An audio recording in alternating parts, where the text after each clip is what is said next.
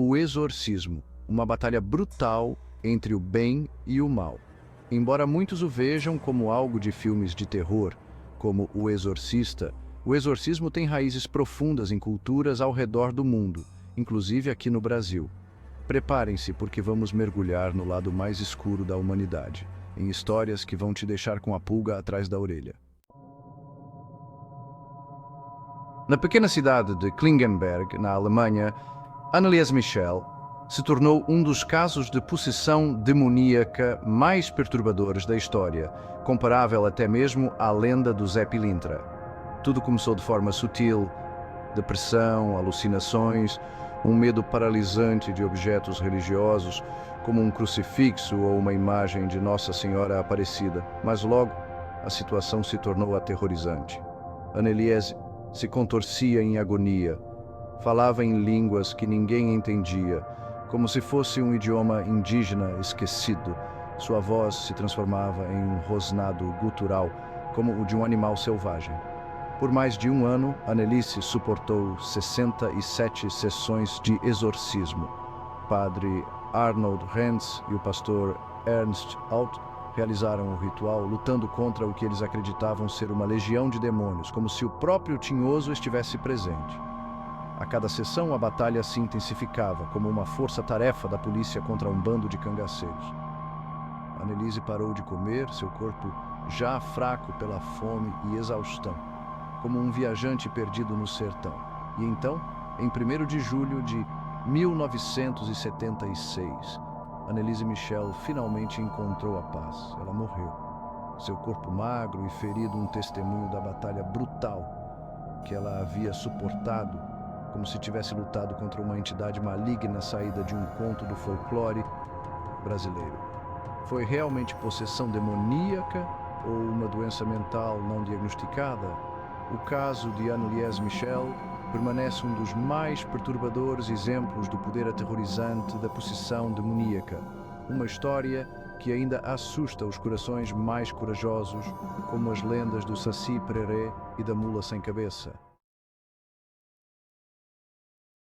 1949, Mount Rainier, Maryland.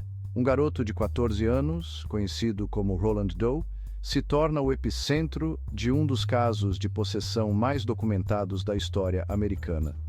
O pesadelo começou após a morte da tia de Roland, que o havia apresentado ao ocultismo. Objetos se moviam sozinhos, arranhando as paredes, voando pelo ar com fúria inexplicável.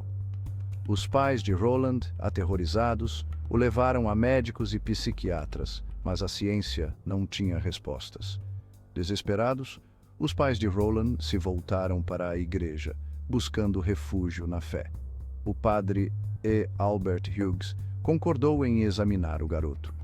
Durante as orações, Roland se contorcia, rosnava, cuspia obscenidades.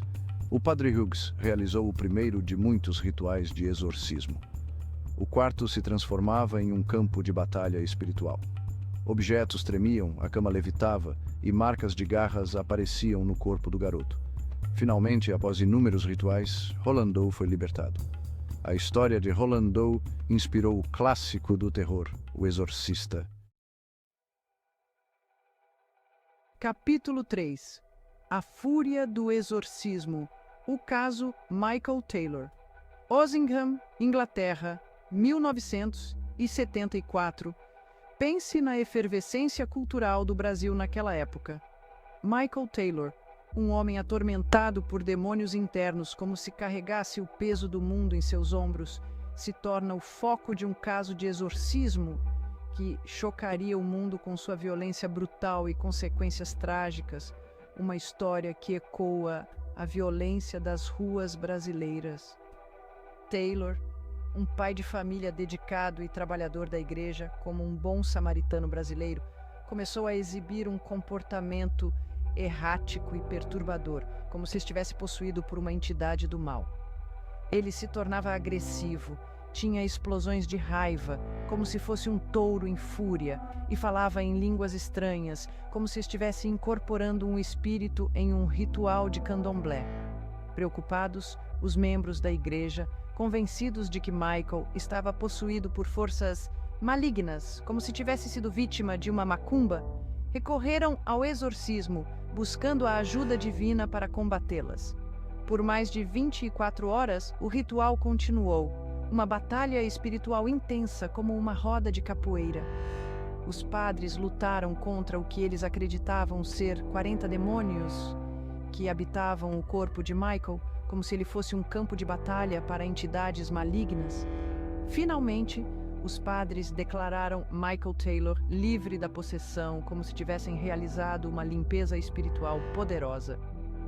Horas depois, Michael Taylor, em um ato de fúria indescritível, como se o mal ainda o controlasse, tirou a vida de sua esposa, Christine, um ato brutal que chocou a comunidade como um crime hediondo. O caso de Michael Taylor levanta questões perturbadoras sobre a natureza da possessão e os limites da sanidade, como se nos lembrasse da fragilidade da mente humana diante do desconhecido. Capítulo 4. O Pacto Sombrio de Clara Germana Celi, 1906, África do Sul. Época de grandes mudanças no mundo, como o Brasil vivendo o início do século XX. Clara Germana Celi se torna o centro de um dos casos de possessão demoníaca mais violentos e inexplicáveis já registrados. Como se as trevas africanas tivessem se aliado ao demônio. Clara, uma estudante missionária até então comum, como tantas jovens brasileiras, chocou a todos ao confessar um pacto tenebroso. Ela havia se entregado ao diabo em troca de conhecimento e poder, como se tivesse feito um acordo com o próprio Exu.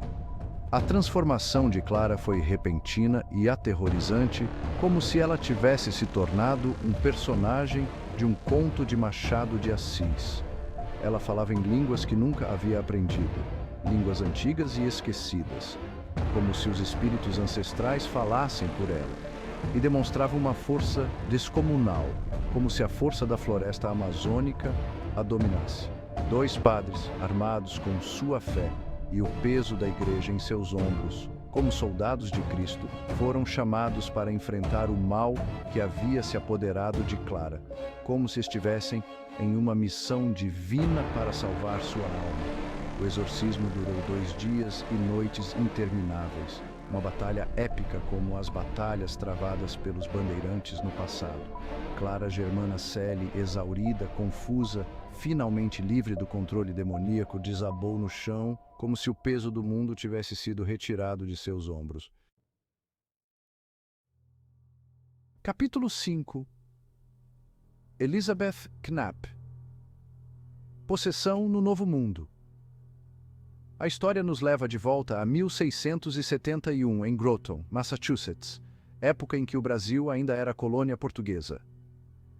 Elizabeth Knapp, uma jovem de apenas 16 anos, se tornou vítima de uma das primeiras possessões demoníacas registradas na América, como se o próprio diabo estivesse à solta no novo continente.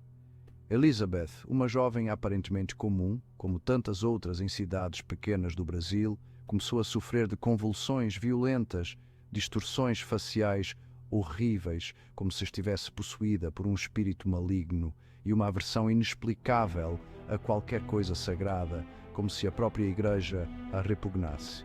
A comunidade, aterrorizada, acreditava que Elizabeth estava possuída por um demônio poderoso, como se ela carregasse o mal em seu âmago. O reverendo Samuel Willard, um homem de fé inabalável, como um padre brasileiro em missão de evangelização, foi chamado para expulsar o mal que havia se apoderado da jovem, como se fosse um arauto de Deus contra as forças das trevas.